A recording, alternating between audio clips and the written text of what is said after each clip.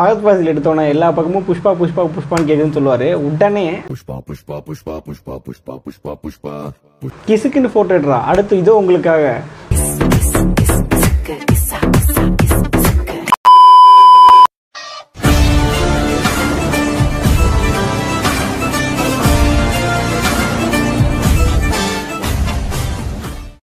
So hi guys, இன்றைக்கி அல்லு அர்ஜுன், ஃபகத் ஃபாசில், ராஷ்மிகா இவங்களாம் நடிச்சு சுகுமாரோட டைரக்ஷனில் ரிலீஸ் ஆகிருக்கிற Pushpa the rule, Pushpa part 2 படத்தோட ரிவ்யூ தான் பார்க்க போகிறோம். படத்தை பார்க்கும்போது எனக்கு தோணுன ஃபஸ்ட்டு விஷயம், ஃபர்ஸ்ட் ஆஃப் ஆல் எதுக்கு இந்த ஃபகத் ஃபாசில்ங்கிற மனுஷன் இந்த படத்தை வந்து நடிக்க ஒத்துக்கிட்டாருன்னு தெரியவே இல்லை. சத்தியமாக எனக்கு புரியவே இல்லை. ஏன்னா ஃபஸ்ட் ஹாஃபில் ஒரு 20 நிமிஷம் வந்தாலும் கொஞ்சம் டீசெண்டான ரோலாக இருந்துச்சு. பட் இந்த பார்ட்டில் படத்தோட மொத்த சீன்லேயே அவருக்கு ஒரு பல்பு கொடுத்து அமுச்சு விட்டுறாங்க. அங்கேயே வந்து வில்லனோட அந்த வில்லனிசம் அப்படிங்கிறது மொத்தமாக தோற்று போயிடுது. அதுக்கப்புறம் திருப்பி அவர் ஏதாவது பண்ணணுன்னாலும் ஈச் அண்ட் எவ்ரி டைம் அவருக்கு ஒரு பல்பு கொடுத்து அமுச்சு விட்டுறாங்க. முக்கால்வாசி நேரம் படத்தில் வந்து லிட்டரலாக ஒரு ஜோக்கர் மாதிரி தான் இருந்தாப்புல மனுஷன். ஏன் வந்து அப்புறம் இந்த ரோலை பண்ணாருன்னு தெரில எனக்கு. அவரோட பர்ஃபார்மன்ஸில் நம்ம குறைய சொல்ல முடியாது. அந்த கேரக்டர் எழுதின விதமே அப்படி தான் இருந்துச்சு. நான் உண்மையிலே என்ன நினச்சேன், ஒரு கட்டத்துக்கு மேலே ஓகே ஃபகத் ஃபாசில் மெயின் வில்லனில் போல் வேறு யாரோ இருக்கான் போல், இவர் சும்மா வந்துட்டு போகிற போல் அப்படின்னு தான் நினச்சிட்டு இருந்தேன். பட் பார்த்தா அதுக்கப்புறம் வில்லனே இல்லை. ஒரு முக்கால்வாசி நேரம் ஃபகத் ஃபாசில் வராரு, அதுக்கப்புறம் வில்லனே இல்லை. டேரக்டர் வந்து அட போகிறா எழுதுனது போதும் தூக்கி எழுதிட்டு போயிட்டார் போல். ஏன்னா படத்தில் வில்லனும் இல்லை. இப்போ எதுக்கு எதை நோக்கி இந்த படம் போகுதுன்னு எவனுக்குமே தெரில. அப்படியே போய் ஒரு கட்டத்தில் முடிஞ்சிருது. பட் என்ன ஒரு பாசிட்டிவ் பாயிண்ட்னா, எந்த இடமும் உங்களுக்கு பெருசாக வந்து போர் அடிக்காது.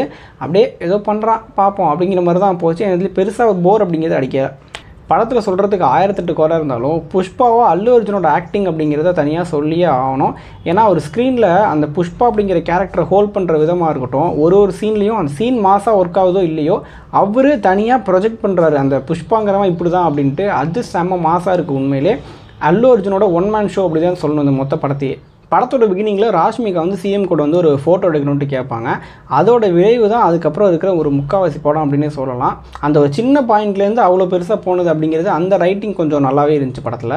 அந்த மாதிரி ஒரு சில மாசீன்ஸ் அப்படிங்கிறது கொஞ்சம் ஒர்க்காக இருந்துச்சு. பட் என்ன பிரச்சனைனா, இவங்க லாஜிக் அப்படிங்கிறத ஒரு துளி கூட மதிக்க மாட்டானுங்க. இஷ்டத்துக்கு வந்து புஷ்பா, நான் புஷ்பாடா என்ன வேணால் பண்ணுவேன் அப்படின்ட்டு தான் போகுது. அதுமாதிரி கிராவிட்டி அப்படிங்கிறது சுத்தமாக மதிக்கிறது கிடையாது.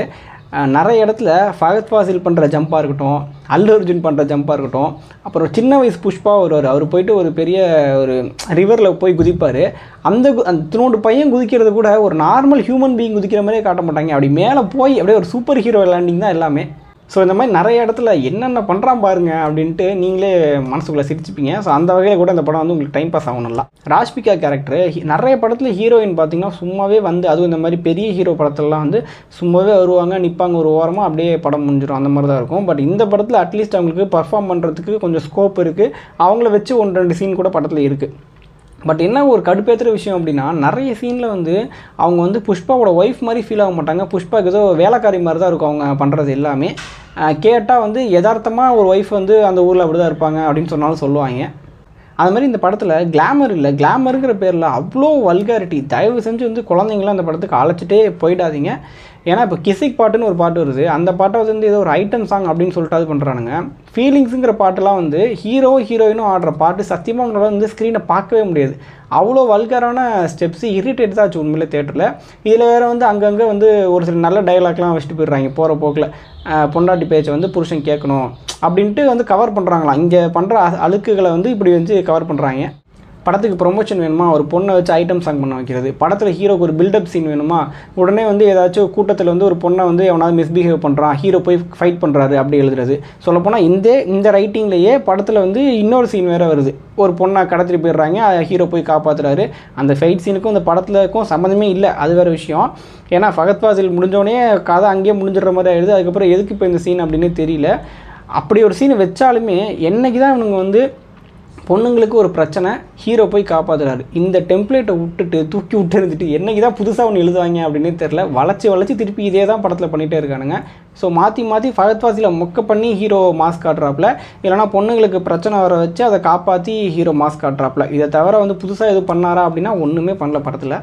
ஸோ இந்த படத்தை பார்க்குற ஆடியன்ஸ் 2 விதமான மைண்ட் செட்டில் இருக்கலாம். ஒன்று புஷ்பா மாசு அப்படிங்கிறவங்க, அவங்களுக்கு இந்த படம் ஒர்க் ஆக நிறைய சான்ஸ் இருக்குது. இன்னொன்று என்னடா இது என்னென்ன பண்ணுறான் பாருங்க அப்படின்ட்டு சிரிச்சுட்டு காண்டாயிட்டு வரலாம். நான் நிறைய இடத்துல வந்து திடீர்னு குபீர்னு சிரிச்சிட்டேன். ஸோ எனக்கு ஓவரால் இந்த படம் ஒரு ஆவரேஜ் வாட்ச் தான். தயவு செஞ்சு இந்த படத்தை KGF 2 கூடலாம் கம்பேர் பண்ணிடாதீங்க. இவனுங்க பிளாக் பஸ்டரு இவ்வளோ கலெக்ஷன் இருக்குது அவ்வளோ கலெக்ஷன் இருக்குதுன்னு என்ன சொன்னாலும் வந்து படம் வந்து ஒரு ஆவரேஜ் தான். தேங்க்யூ கைஸ், பாய். மறக்காம சர்ப்ரைஸ் பண்ணுங்க. தேங்க்யூ.